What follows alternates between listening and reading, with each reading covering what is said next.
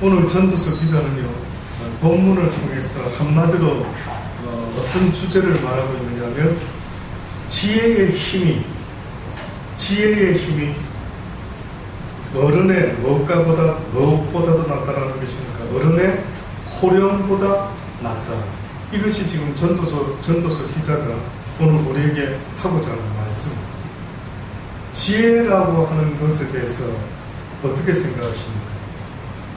중국이나 서양이나 동양이나 지혜에 대해서 나름 정의를 내리고 있는데, 뜻밖에도 특별히 동양에서 지혜를 이야기할 때에 지혜라는 것은 때를 아는 것과 위험을 관가할 수 있는 능력이다 라고 이렇게 정의를 합니다.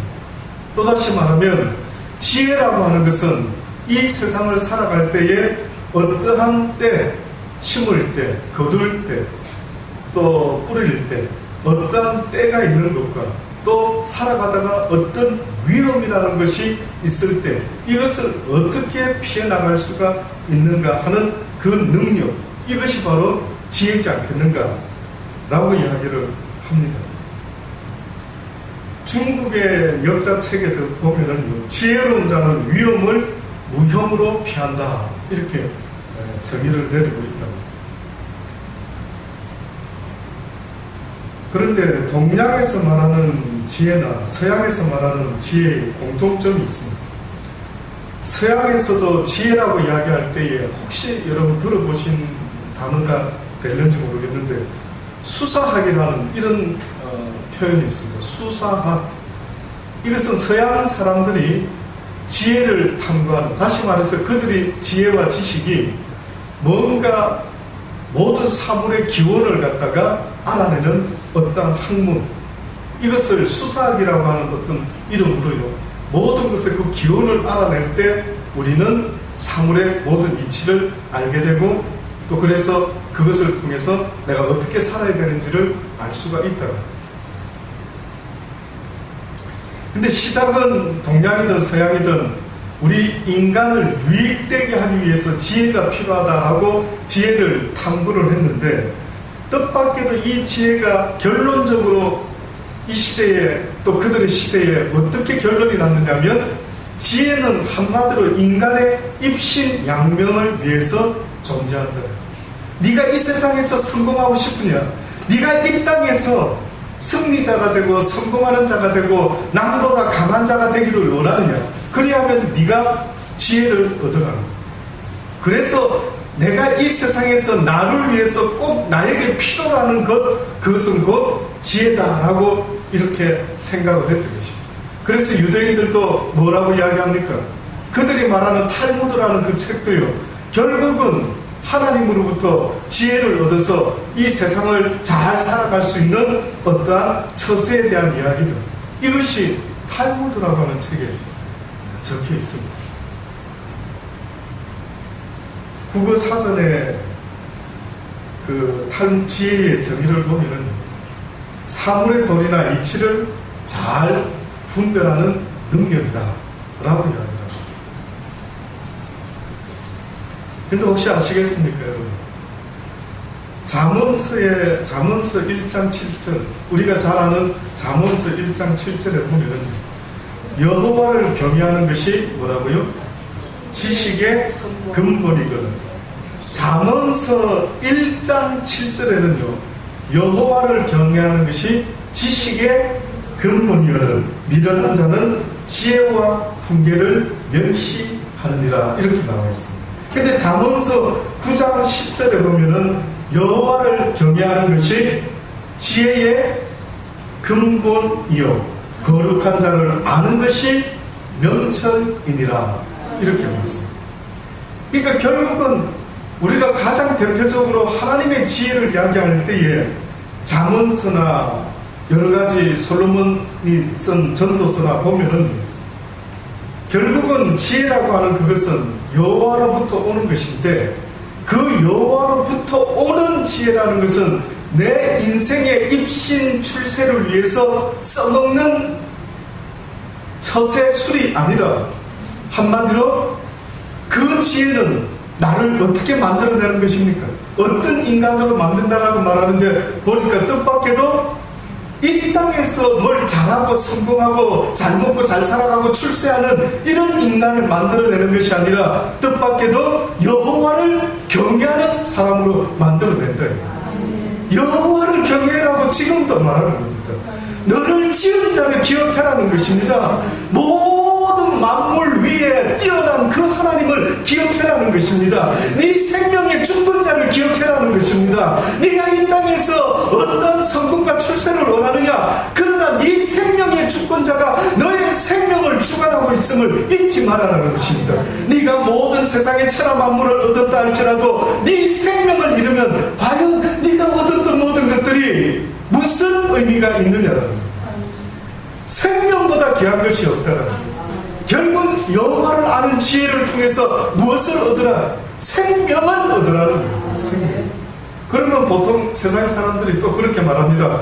목사님, 나 지금 살아있는데요, 나 지금 생명 갖고 있는데 뚱딴지같이 무슨 생명을 얻으라는 말씀입니까? 라고 할 때 성경이 말하는 생명이라는 것은 유한한 생명을 말하는 게 아닙니다. 6, 70, 강건하면 80을 사는 그 생명을 성경은 생명이라 말하지 않는다. 누가 생명이라 말할 수 있느냐? 수행칠 가치가 있다 없다? 없다라는 말입니다. 우리가 말하는 생명이라는 이것은 죽음을 전제로 하는 이 육신의 삶을 성경은 생명이라 말하지 아니하고 오히려 이 시간 속에서 그 죽음 앞에까지 가는 그 시간 속에서 꼭 한 가지를 배워야 되는데 그게 바로 여호와를 경외함으로 영원한 생명을 얻는 복된 삶을 얻으라는 것입니다. 우리는 죽으려고 태어난 존재가 아닙니다. 나이 먹어 점점 힘이 없고 이제 죽어버리는 이런 비겁으로 끝나는 인생으로 지은 게 아니다. 저는 하나님의 이 약속의 말씀을 몰랐다 한다면요, 어떻게 보면 인생은 뭡니까? 라고 저에게 물어보면 인생은 비극이다. 어때요 여러분? 동의하실 수 있겠습니까? 인생은 희극이 아니라 결말이, 마지막 엔딩이 와우, 해피가 아니다. 어째서 해피입니까? 인생이 분명히 죽음으로 끝이 나는데 어떻게 인생이 해피라고 말할 수가 있는, 무슨 소망이 있습니까? 그래서 저는 전능자를 찾았죠. 왜 우리의 인생이 죽음으로 끝이 납니까? 그러면 끝입니까? 죽으면 다 끝이 나는 겁니까? 슬프네요. 그러나 성경은 죽으면 끝이 아니라 이 땅의 유한한 삶을 통해서 너희 가슴 깊이 새겨주고 싶은 게 있는데 그것은 바로 영원한 삶의 가치를 사모해라는 것입니다. 영원을 사모해라는 것입니다. 제가 이 세상 살면서요, 한 가지 아주 간단한 일상생활 속에서 제가 깨달은 진리 하나가 있습니다. 그게 뭔지 아십니까? 오늘 저녁도 사실은 좀 입맛이 없어서 우리 집사님 여쭤보시길래 일부러 안 먹은 건 아닌데 막 입맛이 없어서 좀 미루다가 예배 시간 다 되어서 그냥 저녁을 안 먹었습니다. 제가 살아보면서요, 가장 음식을 맛있게 먹은 때가 언제입니까? 라고 물어보시면 저는 생일 때가 아니라 배고팠을 때. 너무 아셨습니까? 이런 진리를. 혹시 이런 진리 알고 계셨습니까? 내 일생에 있어서 뜻밖에도 가장 음식을 맛있게 먹은 때가 언제였습니까? 라고 물어보면 저는 분명히 말할 수 있습니다. 생일 때도 있을 수 있고 결혼식 때도 피로연에 있을 수도 있고 여러 일들이 때가 있을 수가 있었겠지만 그러나 그 가운데 분명한 진리는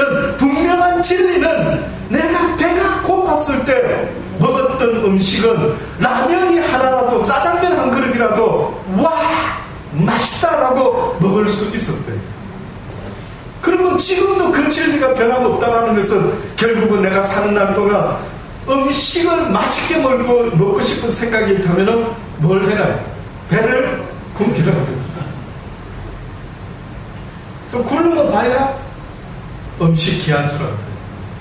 저는 왜 하나님이 이 죽음 앞에 있는 이 고생스러운 인생, 살면서 점점점 힘이 세지는 게 아니라 한때 힘 셌다가 점점 시들어가는 꽃잎같이 내 인생은 나이를 먹어가면서, 저도 한때 여러분 20대가 있었다라는 것 여러분 상상하실 수 있겠습니까?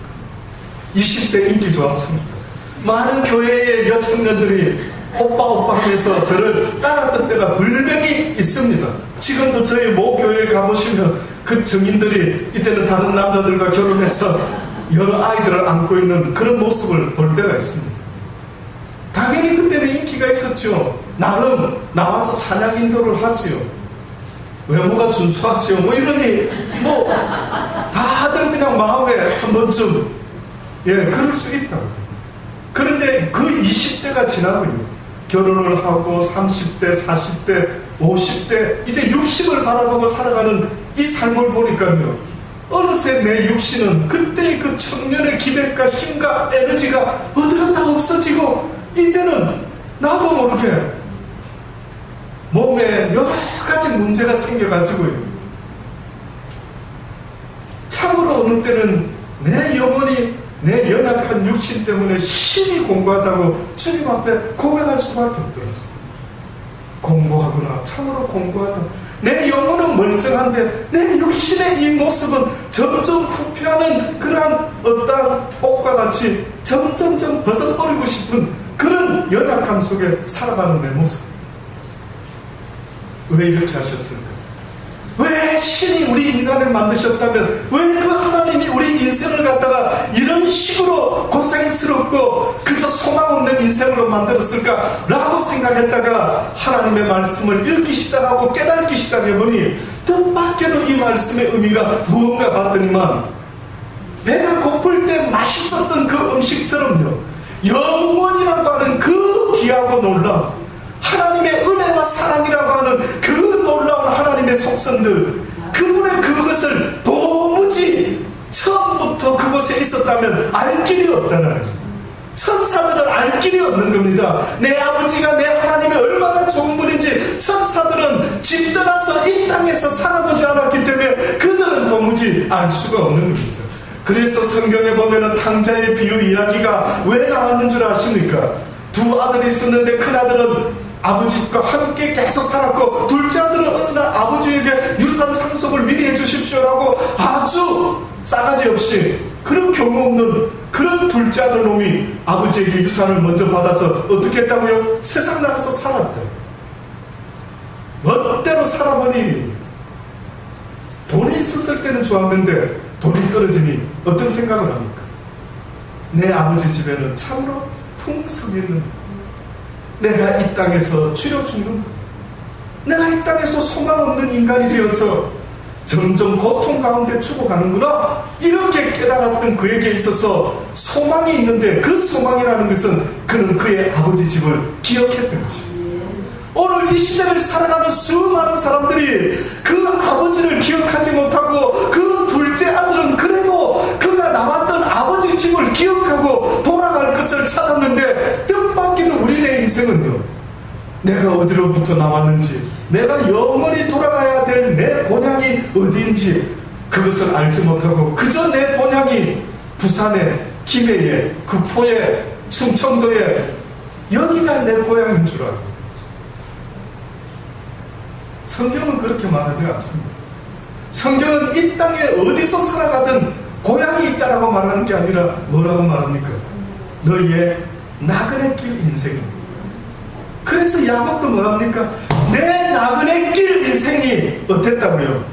참으로 정처 없었고 참으로 피곤했다. 이게 진리입니다.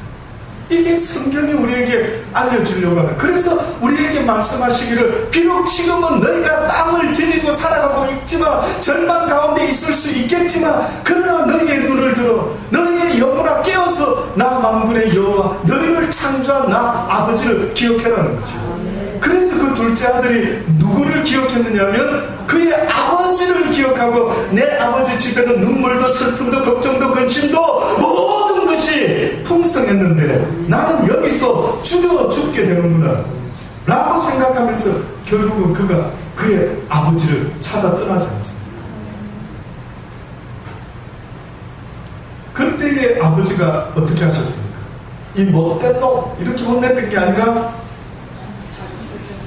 찾아 막 버선발로 뛰어나가서 오기도 전에 부둥켜 안고 이는 내 잃어버렸던 아들을 내가 도로 찾았다 하고 너무 즐거워하시면서 그 아들을 목욕시켜주고 반지를 끼우고 옷을 바꾸고 막 잔치를 열고 송아지 고기로 해서 송아지 고기 드셔보셨습니까? 저는 한 번 먹어봤습니다. 얼마나 부드럽겠습니까?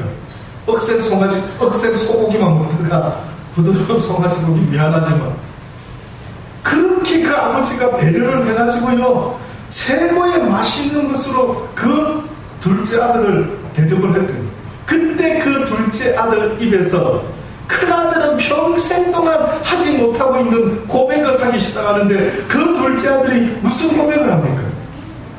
무슨 고백을 합니까? 와, 아버지는 너무나 좋으신 아버지십니다.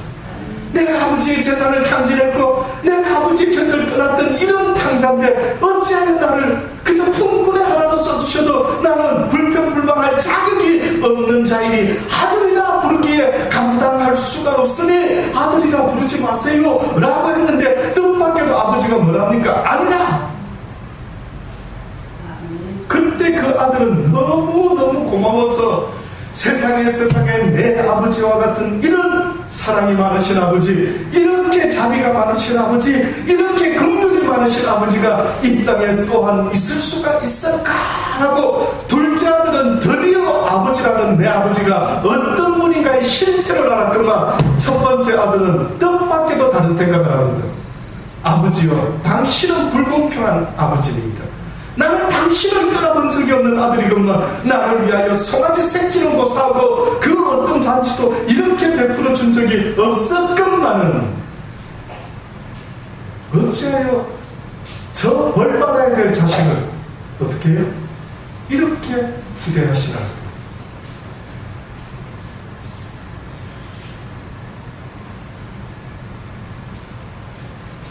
뜻밖에도 집을 떠나보지 못한 인생, 또다시 말하면요, 이 세상에 태어나보지 못한 인생이란다면 그 하나님이, 그 아버지가 어떠한 분이신지를 알 길이 없는 것입니다. 어떻게 보면 하나님께서 이 모든 역사를 우리를 제 안에 내버려 두시고 불순종에 가두어 두시고 이렇게 내버려 두시는 이유가 있다면 어마어마한 이유가 있는데 그것은 한마디로 너를 지은 하나님은 사랑의 하나님이시다. 와, 그거 하나 가르쳐 주십니다. 너의 하나님은 사랑의 하나님이라, 너의 하나님은 너무 좋은 하나님이시다. 이것 하나 가르쳐 주시려고 이렇게 우리에게 이 땅에서부터 그 하나님을 가르쳐 주시고 또 가르쳐 주시면서 우리에게 하나님의 사랑이 이렇게 확증되었으니 하나님이 세상을 이처럼 사랑하사 독생자를 주셨으니 누구든지 저를 믿는 자마다 멸망치 아니하고 영생을 얻게 하려 하심이라. 그들에게 영원한 생명의 가치가 곧 사랑에 있음을 알게 하기 위하여 그들이 선악과를 따먹지 않고 살았으면 좋을 뻔했지만 그러나 그들이 선악과를 따먹고 또 영생하는 나무를 따먹으려고 했을 때 왜 선악과를 따먹으려고 할 때는 막지 않으시더니만, 예? 왜 선악과를 따먹을 때는 막지 않으시고 따먹는 거 동산 중앙에다 놓으시고 따먹고 있는데도 가만히 기다리시더니만 선악과를 따먹고 나서는 영생하는 나무를 따먹을까봐 그 다음에는 어떻게 하신다고요? 영생의 나무를 두루도는 화용금으로 지키게 하셨다라고 그렇게 성경이 말합니다. 사랑을 배우기 전에 영원한 생명은 그에게 저주입니다. 사랑 없는 인생은 저주인 겁니다.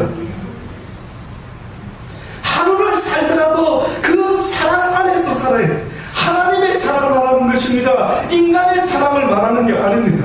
하나님의 사랑은 뜻밖에도 어떤 사랑이냐라고 봤더니만 원수까지라도 사랑하는 사랑을 우리에게 말씀합니다. 하나님 사랑은 뜻밖에도 사랑할 만한 사람만 사랑하는 게 우리의 인생인데 하나님이 가르쳐주고 싶은 사랑은 원수까지라도 사랑해야 된다. 그래서 원수된 우리에게 무엇을 주셨느냐라고 봤더니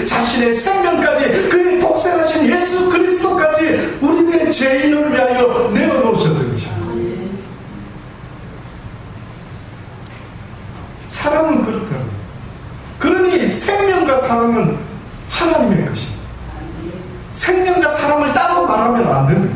내가 살아있다라고 생명이 있다라고 말하려면 내 삶 가운데 하나님의 사랑이 함께 머물러 있어야 합니다.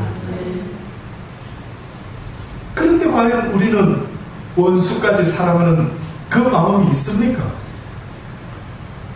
그 마음이 없다면 너희는 아직도 나를 알지 못한다. 아직도 교회에 헛다녔다. 아직도 뭘 잘 모르고 눈에 보이는 형제를 사랑치 못하는 자가 어찌하여 보이지 않는 하나님을 네가 지금 사랑한다라고 과연 말할 수가 있겠냐. 좀 돌아보실 수 있기를 간절히 주의 이름으로 권면합니다. 돌아보셔야 합니다. 내 속에 사랑이 있는지 없는지 내가 진짜 원수까지라도. 그래서 보통 우리가 누군가가 우리에게 잘못을 하면 때로는 용서는 할 수 있죠. 그렇죠? 용서 정도까지는 할 수가 있습니다. 그런데 그 나를 미워하고 나에게 아주 잘못을 저지르고 손해를 입힌 어떤 인간, 그를 과연 사랑할 수는 있습니까? 미워만 안 하면 감사해라, 용서한다, 떠나가라, 이렇게까지는 할 수 있겠지만 그 원수를 갖다가 과연 사랑할 수 있을까? 궁극적으로 내 마음에서 일어나는 온갖 시기, 질투, 갈등, 번민, 이 모든 것들은 어디로부터 오는가라고 보면은 하나님의 사랑이 내 삶 가운데, 내 신령 가운데 충만하지 못하고 그 사랑을 아직도 깨닫지 못하는 그것 때문에 내 신령 속에서 날마다 원치 아니하는 분노와 시기와 질투와 다툼과 싸움과 살인이 일어나고 있는 것입니다.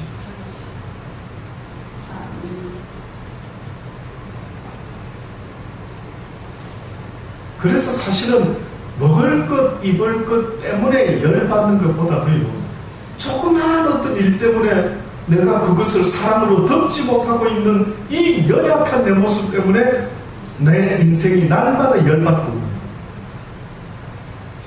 그래서 누가 강한 자라고 합니까? 누가 하나님의 심판을 능히 이길 수가 있다라고 말합니까? 하나님을 사랑하는 자, 하나님의 사랑을 가진 자, 그는 어떠한 자라고? 강한 자다. 그는 강한 자다. 왜? 원수까지도 원수로 생각지 아니하고 그를 미워하지 아니하고 오히려 사랑으로 덮을 수 있다. 그래서 그가 우리를 가자면 심리까지 가지고 기꺼이 겉옷을 달라면 속옷까지 주고 한 뺨을 때리면 또 다른 뺨을 돌려댈 수 있는 그러한 삶을 살아가는 자에게, 그 사랑이라고 하는 하나님의 사랑을 가지고 있는 자에게 있어서는 세상은 더 이상 그를 어찌할 수가 없는 겁니다. 그래서 세상이 감당할 수 없는 자가 되었으니 그는 하나님의 사랑을 가진 자가 되었대.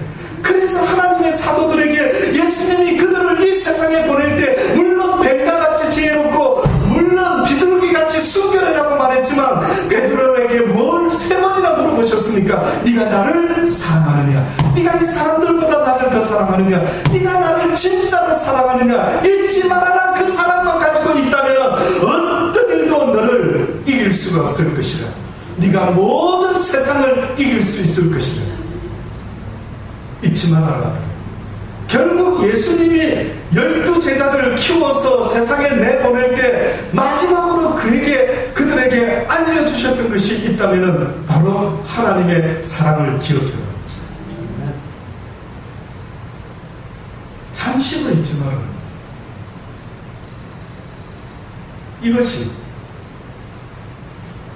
이것이 바로 성경에서 말하는 여호와의 지혜다. 이 지혜가 있는 자는 곧 여호와를 경외하는 자예요. 여호와를 경외한다는 것은 곧 그를 사랑하는 자예요. 곧 그를 사랑하는 자에게는 능치 못함이 없다랍니다. 이 지혜 이야기를 하기 위해서 오늘 이 전도서 기자가 보니까 뭐라고 말하고 있냐면 한 예를 듭니다. 내가 또 해 아래서 지혜를 보고 크게 여긴 것이 이러하니 어떤 작고 인구가 많지 않은 성읍에 큰 임금이 와서 애워싸고 큰 흉곡을 쌓고 치고자 할 때에 그 성읍 가운데 누가 있었다고요? 가난한 지혜자가 있어요. 저는 이런 표현들을 볼 때마다 와 하필이면 이렇게 꼭 표현을 하신다. 그게 뭡니까? 그냥 지혜자면 지혜자지요. 근데 왜 여러분 생각할 때 가난한 지혜자라는 것입니다. 성경은 하나님을 아는 지혜를요, 꼭 그 지혜가 머무는 어떠한 장소를 이야기하는데, 그 장소는 심령이 가난한 자에게 머문다라는 걸 계속해서 알리고 있습니다. 다시 말하면 어떠한 음식을 그릇에 담는데 혹시 여러분 나무를 담는 그릇이 따로 있으십니까?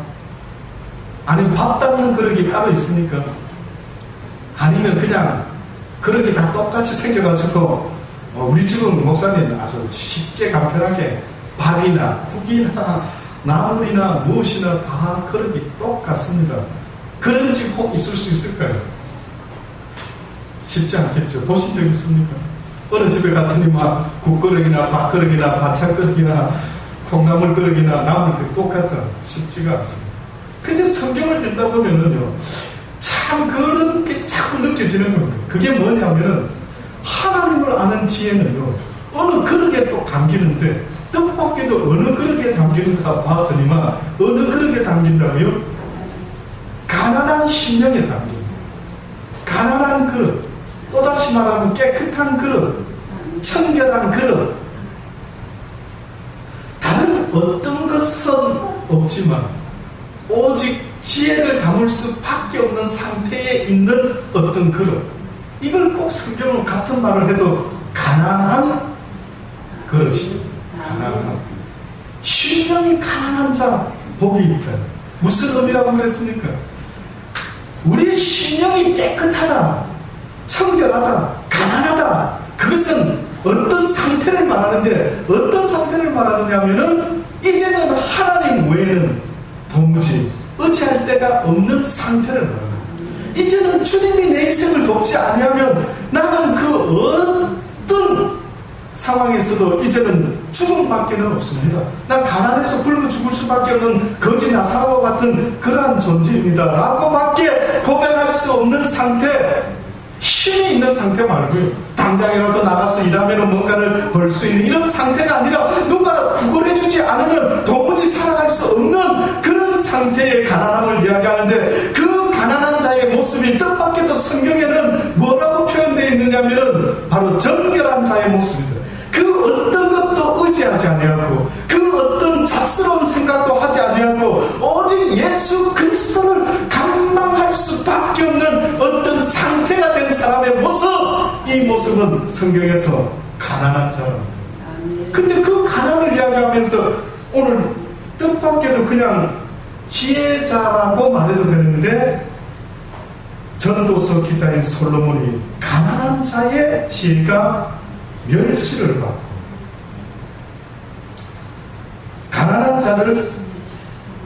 가난한 지혜자가 있어서, 그 성읍 가운데 가난한 지혜자가 있어서 그 지혜로 그 성읍을 건진 것이다.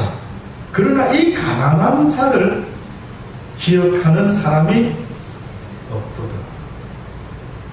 의미심장하죠. 누군가가 지금 하나님의 지혜를 가지고 대단한 세상의 성읍을 구한 대단한 일을 했습니다.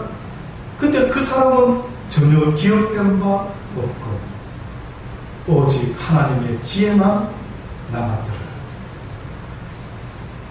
그의 이름은 아무도 알지 못하지만 오직 그를 통하여 하나님의 지혜만이 나타났더라. 그러므로 내가 이르기를 지혜가 힘보다 낫다마는 가난한 자의 지혜가 멸시를 받고 그 말이 신청되지 아니한다 하였노라. 정령이 들리는 지혜자의 말이 우매자의 어른의 호령보다 나으니라. 하나님의 지혜는 결국은 내 육신의 삶뿐만 아니라 내 영혼의 삶을 하나님께로 인도하는 놀라운 힘과 능력이라고 이야기를 하고 있는 것입니다. 이 놀라운 지혜와 능력, 총명, 우리가 잘 아는 솔로몬이요, 바로 그 하나님께 그것을 얻었던 인물입니다. 우리가 잘 아는 솔로몬의 사건 있죠. 1000번제라고 하는 그가 왕이 되어서 했던 게 뭐였다고요? 1000번째. 어떻게 보면은 우리가 무슨 일을 한다라고 할 때에 가장 먼저 해야 될 것이 있다면 하나님의 뜻을 구하는 것인데, 뜻밖의 솔로몬은 무엇을 했는가 봤더니만 그는 하나님께 1000번째를 드리고 하나님께 응답을 받고, 그리고 그 하나님께서 내가 너에게 무엇을 해주기를 원하느냐라고 했을 때 뜻밖의 그가 구한 것이 있었는데, 그가 무엇을 구했는지 아십니까? 지혜를. 무엇을 위하여?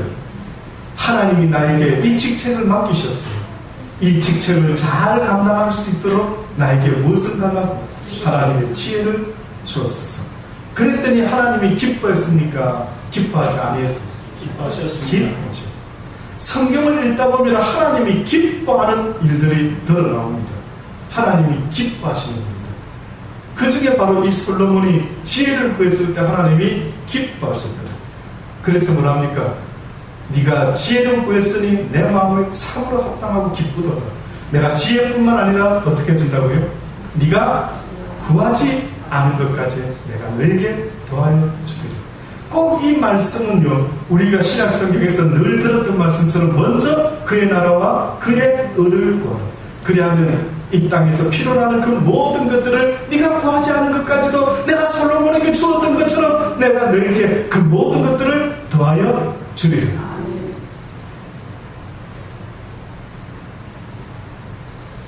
지혜는 곧 하나님이십니다. 지혜는 곧 하나님이십니다. 욥기서 12장 13절로 보면 지혜와 권능이 하나님께 있고 모략과 명철도 그에게 속하였느니 그가 흐르신 즉 다시 세울 수 없고 사람을 가두신 즉 놓이지 못하리라. 그가 물을 그치게 하신 즉 곧 마르고 물을 내신 즉 곧 땅에 뒤집히고 능력과 지혜가 그에게 있고 속은 자와 속이는 자가 다 그에게 속하였다. 한마디로 하나님은 지혜와 권능의 분이시다. 이렇게 욥을 알고 있었다. 뿐만 아니라 시편 104편에 보면은 뭐라고 시편 기자는 말했느냐? 여호와여 주의 하신 일이 어찌 그리 많은지요. 주께서 지혜로 저희를 다 지으셨으니 모든 삼나 만상 우리의 인생까지도 주님께서 지혜로 우리를 지으셨습니다. 당신의 지혜는 참으로 부유하며 땅에 가득하나이다. 이게 시편 기자가 고백했던 놀라운 고백이었습니다. 잠언서 3장 7절을 보면 스스로 지혜롭게 여기지 말지니라 여호와를 경외하며 악을 떠날지니라. 지혜라고 하는 것은 스스로 내가 지혜롭다라고 정말로 말하고 싶다면 내가 여호와를 경외하는지를 봐야 되고, 내가 진짜로 여호와를 경외하는지 아는지를 알고 싶어서 혹시 여러분 저한테 개적으로 찾아오셔서 물어보신다면 저는 답해 드릴 수 있습니다. 목사님 저를 아시죠? 압니다. 목사님 제가 여호와를 경외하는 집사일까요? 권사일까요? 전도사일까요? 목사일까요? 제가 여호와를 경외하는지 아닌지 어떤 것으로 하나님이 나를 아실 수 있을까요? 라고 만약에 물어보시면 저는 주저하지 않고 말씀드릴 수 있습니다. 당신이 악을 떠나는, 여호와가 싫어하시는 악을 떠나는, 내가 여호와를 경외한다는 것은 바로 악에서 떠나는 것입니다. 그래서 우리가 잘 아는 요셉이라는 사람이 그렇게 어려운 가운데 보디발 집에서 드디어 총무가 되었는데 또 뜻밖에도 미혹해 하는 유혹이 다가왔는데 보디발의 아내가 요셉의 준수함을 보고 그를 유혹했을 때 요셉이 뭐라고 우리 모두에게 어떻게 보면 외쳤습니까? 그가 뭐라고 외쳤습니까? 내가 하나님 앞에서 어찌 죄를 지으리? 어떻게 죄를 얻게 되리? 어떻게 득제하리요? 내가 하나님이 분명히 원치 않는 걸 배웠는데 어떻게 내가 그 일을 행할 것이요? 이것이 요셉의 믿음입니다. 교회를 아무리 열심히 쫓아다니면서 어느 날 주님 저를 아시지요? 라고 말을 할지라도 뜻밖에도 성경에 보니까 너무 쇼킹한 말 중에, 저는 목사로서 저에게 가장 쇼킹한 말이 뭔지 아십니까? 어느 날 주님께 어떠한 자가 갔는데, 주님 저 아시죠? 너 누구니? 저가 주의 이름으로 길거리 돌아다니면서 복음도 전했고 길거리 전도도 했고 또 하늘에서 불을 내리고 주의 이름으로 귀신을 쫓고 권세를 행했나이다. 나 아시지요? 했더니만 뜻밖에도 뭐라 말씀합니까? 나는 너를 알지 못하고. 여호와를 경외하는 것과 복음을 전하는 전도자의 삶의 모습을 흉내내는 것과는 하늘과 땅 차이입니다. 하늘과 땅 차이. 지금도 수많은 사람이 어떻게 하면 내가 여호와를 경외할까라는 것을 생각지 아니하고, 어떻게 하면 교회 열심히 다니고, 어떻게 하면 목사님께 인정받는 사람이 되고, 어떻게 하면 종교 행위의 삶에서 100점짜리가 될까라고 생각하고, 뜻밖에도 믿음이 연약한 자들을 붙들어 주지 아니하고 교회 안에서조차 시기와 질투와 다툼이 일어나고 힘써 자기의 의를 드러내려고 하는 이런 희한한 모습에 모임이 되고 말.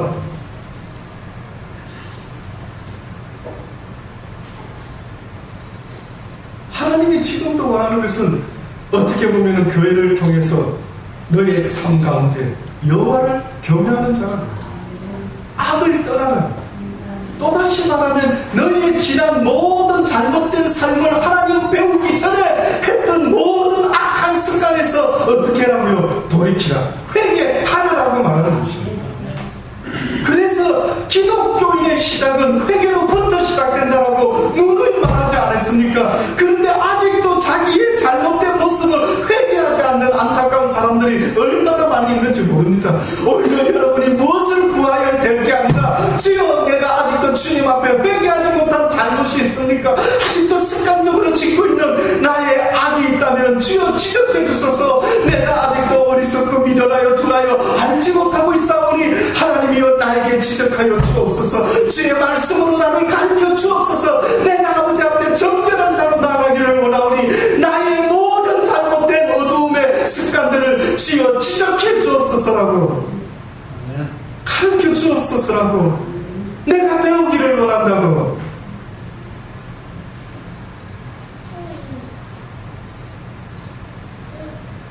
여러분만 잘하시면 돼요. 다른 사람 내버려 두십시오. 여러분 영혼 하나라도 주님은 아버지의 나라에 올 수 있도록 지금도 부르고 계시지 않습니까? 그래서 날마다 바울은 자기를 돌아봤고, 바울이라는 그 위대한 사도는 뜻밖에도 자기의 삶의 습관 속에서, 매일의 습관 속에서 한 가지 놀라운 것은 날마다 자기를 들여다보고 앉아있습니다. 놀랍죠. 그래서 성경에 보니까 자기를 얼마나 잘 들여다보고 있는지 봤더니만, 오호라 나는 공부한 자라. 내 심령은 하나님을 사모하고 날마다 뭐라고 있지만 내 육신에 또 다른 법이 있어 날마다 나로 하여금 하나님께 가까이 가지 못하게 하는 한 법을 보았으니 내 육신 가운데 두 종류의 법이 있도다. 내 심령의 법은 여호와를 사모하고 그 말씀대로 살려고 악을 떠나려고 하는데, 내 육신의 법은 날마다 나를 사로잡아 오는 것을 보느니, 오라 이 사망의 법에서, 이 죄악의 법에서 누가 나를 해방시켜 줄 수가 있을까? 그러면서 그는 뭐라고 말합니까? 오직 예수 그리스도 주여 나를 도와주옵소서. 당신만이 나를 죄악 가운데 구원하실 수가 있습니다. 당신만이 나의 구원자이십니다. 나의 힘으로 나의 의로도 할 수가 없고 오직 당신의 말씀에 의지하여 내가 날마다 나를 쳐서 복종시키나이다라고, 그는 스스로 자기를 날마다 들여다보면서 무엇했던 자입니까? 자기와 싸움을 했던 자입니다. 영적 싸움을, 물론 다른 사람 속에 있는 악한 귀신도 내어쫓고 했겠지만은, 그는 날마다 자기 속에 있는 육신의 사망의 법이 자기를 사로잡아 가지 못하도록 날마다 자기를 들여다보고 싸웠던 사람. 제발 나를 좀 쳐다봐라. 남 그만 쳐다보시고 내 속에 과연 하나님을 온전히 경외하는 그 믿음이 있는지를.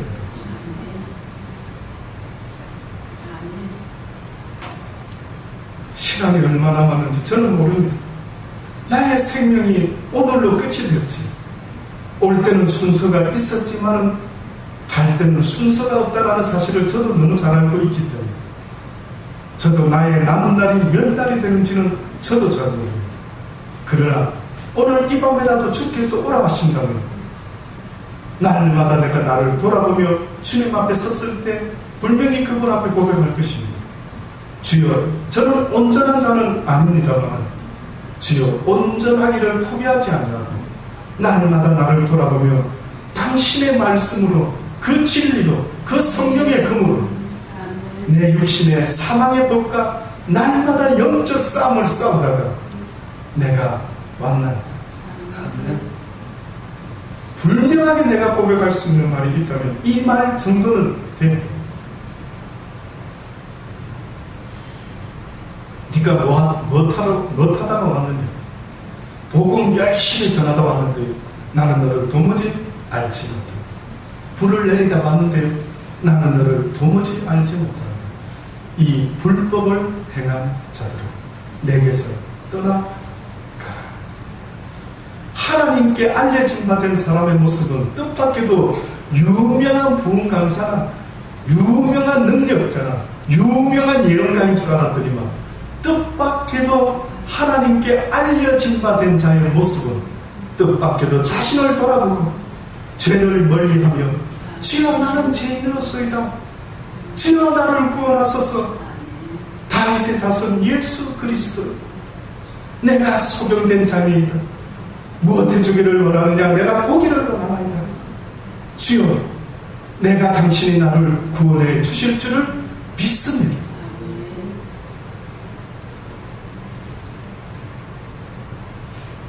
날마다 자기의 연약함이 뭔지를 돌아보고 나에게 어떤 분이 필요한지를 정확히 알았던 그 소자, 그 가난한 자들, 주님은 그들을 기억하시겠다고 말씀하시고 계시는 것입니다. 그래서 잠언서 기자가 스스로 지혜롭게 여기지 말지라.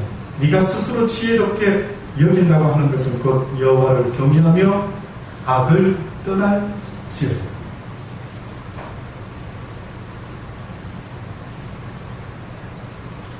예수님이 우리의 그 솔로몬보다도 더한 지혜자라는 걸 아십니까? 마태복음 12장 9절로부터 보면 어느 날 예수님이 회당에 들어가셨는데 한편 손 마른 사람이 있었답니다. 사람들이 예수를 송사하려고 어떤 시험을 거는데 예수여, 안식일에 병 고치는 것이 옳으니까? 라고 물어봅니다. 그때 예수께서 뭐라고 비유로 그들을 깨우치시냐면, 양 한 마리가 있어 안식일에 구덩이에 빠졌다고 하세요. 근데 그 양이 네 양이다. 그럼 너는 어떻게 하겠느냐? 비록 안식일이지만 내 양이 웅덩이에 빠지면 붙잡아 살려내지 않겠느냐? 사람이 양보다 얼마나 더 귀하다는 것 너희가 알지 않느냐? 안식일에 선을 행하는 것이 옳으니라 라고 하시면서 그 손 마른 사람이 마침 거기 있었던 거예요. 손을 내밀라 하시니 그가 손을 내밀었더니 그 전의 모습과 같이 회복되었더라 하는 이야기가 마태복음 12장에 있습니다. 이때에 이 병을 다 고치시고 주님께서 자기를 나타내지 말라고 경계를 하시면서 오늘 가난한 지혜자가 뭐라고 조금 전에 말씀드렸죠. 그가 성을 구했건만은 그의 모습이 드러났습니까? 드러나지 않았습니다. 드러나지 않았다 그랬죠. 자, 그러면 지금부터 이 마태복음 12장에 뭐라고 기록하고 있는지를 한번 들어보십시오. 이사야 선지자의 말씀을 주님께서 인용을 하시면서 보라, 나의 택한 종 곧 내 마음에 기뻐하는 바 나의 사랑하는 자로다. 내가 내 성령을 줄 테니 그가 심판을 이방에 알게 하리라. 그가 다투지도 아니하며 들레지도 아니하리니 아무도 길에서 그 소리를 듣지 못하리라.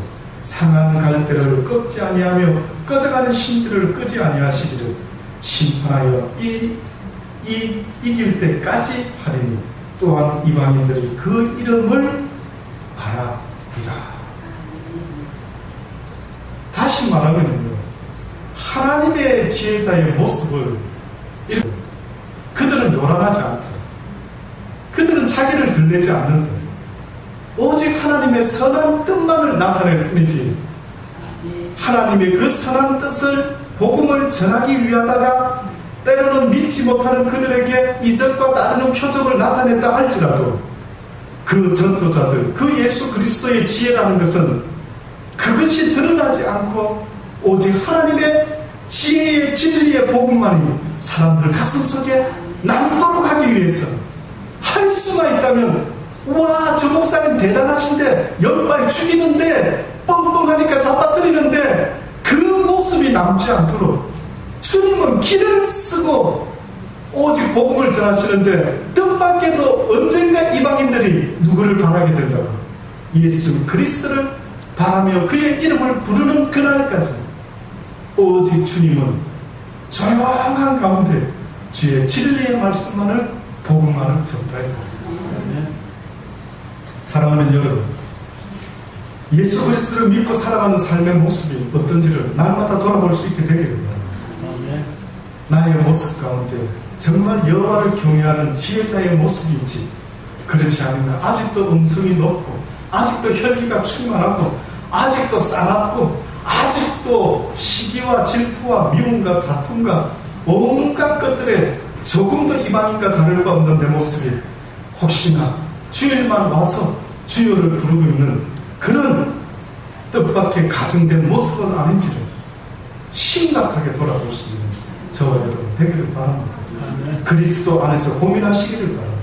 아멘. 아버지요, 지금 내가 무엇을 더 신경 쓰고 살아가고 있습니까? 심각하게 생각하게 됩니다. 이 세상의 그 무엇보다도 내 영혼이 영원한 내 본향으로 주님의 나라로 언젠가 가야만 된다. 그러기 위해서 네가 지금 무엇을 하고 있는지를 돌아보자. 아브라함이 어느 날 드디어 이삭을 바쳤을 때 비로소 이제야 네가 나를 경외하는 줄 내가 알았다. 여러분의 인생 가운데도 이제야 김집사야, 박집사야, 이집사야, 최집사야, 이제야 김권사야, 강권사야, 박권사야, 이제야 네가 나를 경외하는 것을 내가 보았노라. 그런 적이 있게 되기를 바랍니다. 그 순간이 있게 되기를 바랍니다. 그래서 하나님으로부터 내가 너를 기뻐하고 내가 너의 믿음을 보았느니라, 내가 너를 아노라는 그러한 하나님의 그 어떤 인간 도장보다도 더 귀하고 능력 있는 주의 약속에 인정하는 인치심의 말씀, 에녹이 하나님께서 기뻐하시는 자라는 증거를 받았던 것처럼 저도 여러분의 일생 가운데 단 한 번만이라도 사랑하는 딸, 사랑하는 아들아, 내가 너를 아노라. 너는 가난한 지혜자였지만 세상은 너의 이름을 기억하지 못하지만 나는 너를 아노라. 기도하십시오. 하나님, 그렇습니다. 가난한 지혜자가 어떠한 의미가 있는지 우리에게 말씀하시는 하나님, 오늘 이 밤에도 피곤한 가운데 왔지만 무의식 가운데 들었지만 기억나게 하여 주옵소서. 다시 생각나게 하여 주옵소서. 그리하여 아버지 하나님, 이 세상을 상대하지 말게 하시고 나를 상대하고 날마다 내 모습을 돌아보며 내 영혼이 아버지가 오늘 밤이라도 부르시면 주님 앞에 설 수 있는 모습으로, 정결한 신비의 모습으로 단장되어 있는지 늘 돌아볼 수 있는 우리가 되게 하여 주옵소서. 예수님의 이름으로 감사하며 기도드리며 나이다. 아멘.